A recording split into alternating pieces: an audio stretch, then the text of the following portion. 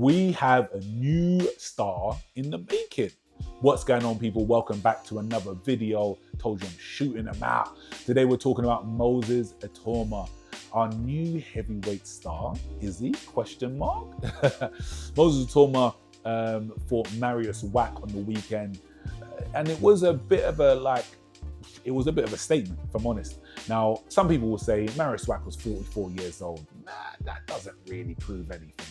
But it does. Marius Wach has only been down like a couple times in his career. I think it's actually one time in his career. He's been stopped a few times, stopped on his feet.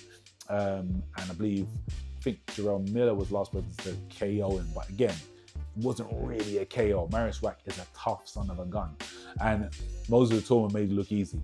He made it look so easy. That guy's hand speed, ridiculous. Southpaw, crazy hand speed. And he obviously has pop in his punches. He has the power. He's a real problem. I really am excited about him. And if you've seen some of his interviews, he's starting to come out of his shell a little bit more. He's still very laid back and very chilled, but I think he's starting to feel himself a little bit more, which is good. So we can actually get some character out of him and hopefully market him as our next heavyweight. Moses Itauma, stopped Marius Wach in the second round. I believe it was second round. Yeah, I think it was second round. Might be the first. Who knows? But I think it was the second round. He stopped Marius Wach with a barrage of punches, just a variety of shots that he throws. He's very talented in terms of his boxing IQ as well. So he'll see that Marius Wach was dipping down to his right side, and then he was varying the left hand rather than throwing a straight left hand, and throwing a jab and then throwing a little uppercut. A nice long uppercut as Marius Wach was bending to that side as well and timing him perfectly. Like, he is a very, very exciting heavyweight. I know that Frank mentioned, I believe he said Fabio Wardley. I think he said about the British title. He might have said Fraser Clark. I'm not too sure. But I think that Moses should be elevated to that level. He should be starting to fight at British level. He can skip English level, Solomon Dacus, and then, man, I don't really rate it. Like, I think Dacus is a good guy, but I'm not excited by his boxing at all. I think Moses Itauma has that talent where you can kind of fast track him a little bit. Not too fast, not world level just yet, but British level for sure. He's not going to fight Fabio Wardley because they're both with Ben Davison. As you see, Ben Davison is now really putting his name out there as a coach to watch out for. So we really need to put some respect on Ben Davis's name, Johnny Nelson, who was cussing him a few years ago. Anyway, we'll talk about that later. But, or another video. But yeah, Moses Itauma, I want to see him on that level. And I don't know who will fight next. I believe, personally, the winner, if he wants to go straight to it, I think Fabio Wardley will either fight Fraser Clark again for the rematch, or he might move on to the European. So there's been talk there of Fabio Wardley moving up to fight for the European title, and that would leave possibly the British title empty. Now, in my ideal scenario, Fabio Wardley takes a step up, goes and fights European, and then the British title is vacant. Fraser Clark versus Moses Itauma on a Saudi card. Whoa. Now that is a spicy fight right there.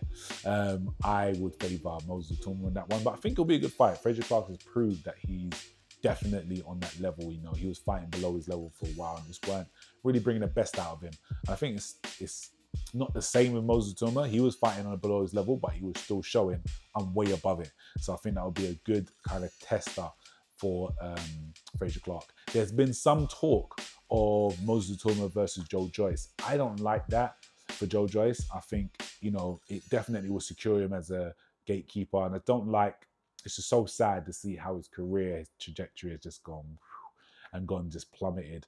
To be kind of the gatekeeper to show, okay, if these guys can get past this guy, then that guy's the next guy. And Joe Joyce he was that guy. He was possibly going to be in for world title contention, and now he's going to throw him to the wolves.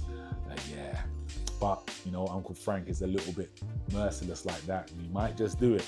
But I don't like it. I would like to see Moses Itauma fight for the British title next, but I don't think it will be against Fabio Wardley.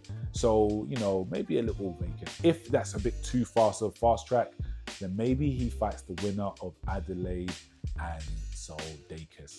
Again, that's an in-house fight that all Queensbury fighters, so I don't know if that will happen. But it's an exciting prospect. I definitely see him with a world title by next year.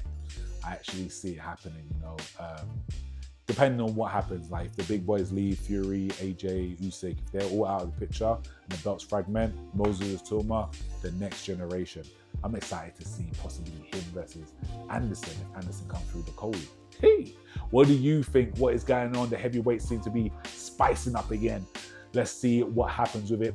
Like, share, subscribe, comment your thoughts below. See you soon. Peace.